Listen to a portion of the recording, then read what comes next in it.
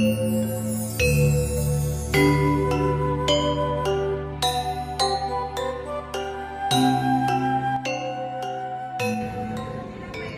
ngene kanca-kanca, aku karo bendahara kuwi ngundang wakil karo sekretaris kuwi mergo arep gawe laporan keuangan kanggo dibahas rapat sesok. Bener, amarga wingi dana kamardikan aku uga menehi dana menyang awakmu kabeh senadyan dadi penanggung jawab kebijakan. Ya wis langsung wae nada. Sebutke dana awal karo dana akhir. Banjur awake dhewe engko nyampeke pengeluaran per PJ karo nyetorke notane. Iya, dadi dana awal awake dhewe 15 yuta. Saka dana desa 5 yuta, saka kas 8 yuta, lan saka duit sponsor 2 yuta. Banjur wingi aku menehi dana menyang ketua 4 yuta kanggo sewa dekor panggung. Banjur aku menehi dana menyang wakil ketua 3 yuta kanggo tuku piranti lan bahan kanggo lomba lare-lare. Banjur aku menehi 1 yuta menyang sekretaris kanggo duit kesekretariatan. Banjur wingi ana pengeluaran 4 yuta kanggo sewa son, dadi danane luwih 3 yuta. Banjur kanca-kanca saiki iso nyampeke pengeluaran. Saiki sepo aku disi ya. Wingi iki aku diupenehi dana 4 yuta kanggo sewa dekor panggung. Sewa tenda 650.000, dekor panggung 1.550.000, sewa son 500.000 karo sewa mic 200.000. Jadi total pengeluaran kuwi 2.900.000. Iki sisane ana 1.100.000 lan iki notane ya. Oh iya. Iki wis bener saka catetan karo notane, dadi kanggo dana sewa dekor wis bener ya, ora enek revisi. Ya. Banjur saka dana kesekretariatan. Jadi wingi dana kang diwenehi menyang aku ki 1 yuta. Iku kanggo kesekretariatan kaya print proposal lan fotokopi kuwi 150.000, kanggo cetak banner ki 550.000, banjur kanggo tuku bendera abang petak kuwi 200.000, dadine total 900.000 lan iki duwite luwih 100.000. Iki nota sak kabeh iso dijakne ya. Wis bener saka catetan karo daftar nota. Jadi dana kesekretariatan wis bener, ora enek revisi ya. Ya wis. Banjur dana piranti bahan lomba kanggo bocah cilik-cilik. Jadi dana awal sing diwenehi aku iku ana 3 yuta kanggo pepakan piranti bahan lomba. Iku wingi kanggo tuku tali 2 gulung, petang ember, 3 gunting, 6 lem kertas, 10 bal karo kain 2 meter iku kanggo piranti bahan totale 750.000. Terus sisane kanggo tuku bubungan lomba kaya piranti mangan lan ombe, toples karo jajanan total 2 yuta. Jadi total pengeluarane 2.750.000. Luwih 200.000 lan iku notane. Loh, kok duitnya emang 150.000? Lah sing 100.000 ning ndi? Nanging iki mung 150.000 lho. Lah 100.000 niki nang ndi? Oh, jejak meneh ana nota keri ora yen jebul awakmu ana nganggo duit iku. Ora ya. Tenanan ora ana pengeluaran maneh saliyane iki. Ora. Iki ki ora nyalahke awakmu yo, nanging awakmu ki jujur wae. Awakmu nganggo duit iku kanggo keperluan awakmu dhewe ora. Ora. Opo sih kok dadi nyalahke aku? Wes lah intine duit sing tak cekel namengku. Lah, banjur piye iki? Ya wes, saiki awake dhewe mulai dhisik ya. Sesuk aku ngomong alon-alon ora usah. Ya wes, ayo awake dhewe mulai wae. Ayo.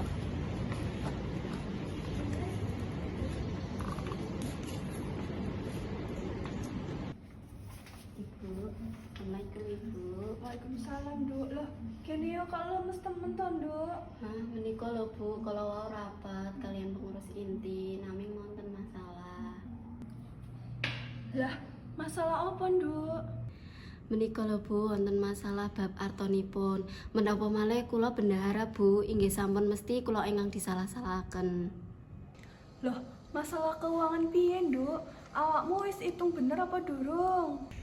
Sampun Bu, kula ugi sampun etang cocok sami nota ingkang dipun paringi kalian Sasa menika sampun leres kedahipun wonten arta 250.000 ingkang kula tampi. Ananging menika naming wonten 150.000 kados pundi nggih Bu? Loh, iki wis jumbo karo nota, Nduk. Ya iki, Nduk. Kudune luwih 250.000. Nanging duit nang amplop iki namung ana 150.000. Lah nggih kan Bu. Aduh, lajeng menika pripun nggih Bu dadosipun? Kula raosipun dados tersangka ingkang mendhet arta menika. Ya wis ngene wae, Nduk. Sesuk kowe jajal menyang griyanipun Pak RT, nyuwun pendapat saka piyambake amargi iki uga nyangkut kegiatan kampung ing ngendi duit iku uga ana saperangan saka duit iuran masyarakat. Menapa mboten napa-napa nggih Bu, menawi kula nyuwun pendapat dhateng Pak RT langsung. Loh, ya ora apa-apa to, Nduk. Ben rampung masalahe. Amarga kowe kabeh iki isih sumbut cendak lan padha-padha salah-salahan terus nang kono. Saliyane iku, Pak RT ugi kudu ngerti ngeneni duit iku digunakake kanggo apa wae. Inggih Bu, benjing nada cobi dhateng griyanipun Pak RT kangge nyuwun pendapat saking Pak RT. Iya, Nduk. Muga-muga ana dalan metune ya. Wis, saiki kono adu dhisik bibariku maem, sesuk dipikirne meneh cara bene bareng-bareng. Inggih Ibu, matur nuwun nggih kangge saranipun. Oh iya, iki ana tambahan tuku konsum duh lali. Aku cepet-cepet nang Mak Esa. Kula nuwun.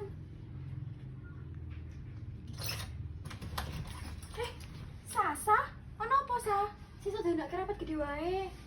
Loh, emang masalah wingi iki wis rampung, Sa? Kowe wis ngenahke durung nang ngene omahe bendahara. Iki aku nemu nota. Ternyata ono nota sing ketinggalan udah tak sampai ke pas rapat inti wingi. Saya tuh ndak kerapat, tak omong langsung nada karo njaluk ngapura nang kabeh. Tenanan, ora saiki wae moro nang omahe bendahara. Ora wae, sesuk sisan ora apa-apa. Sing penting awakmu wis ngomong ning nada. Ya wes, engko tak kabari. Banjur sesuk awan awak dhewe rapat. Iya, matur nuwun ya. Aku tak bali sik. Assalamualaikum. Waalaikumsalam, sekedap nggih. Oh, Mbak Nada. Wonten apa, Mbak? Iya Mbak, Bapak wonten griya ora ya? Waduh, ora, Mbak. Bapak sawang pindah. Oh alah, nek Ibu ana ora Mbak? Ono, Mbak. Sik ya, tak timbali sik. Monggo Mbak sampean munggah. Temen. Nggih. Ibu udah bedahar, ditunggu dhisik ya. Oh iya ora apa-apa kok. Aku nak perlu apa karo Ibu? Aku pengen curhat sekalian njaluk saran perkara kepengurusan pemudi. Perkara apa? Ana perkara masalah duit adicara kamardikan wingi. Walah. Ibu sesuai apa? Oh iya, sik ya.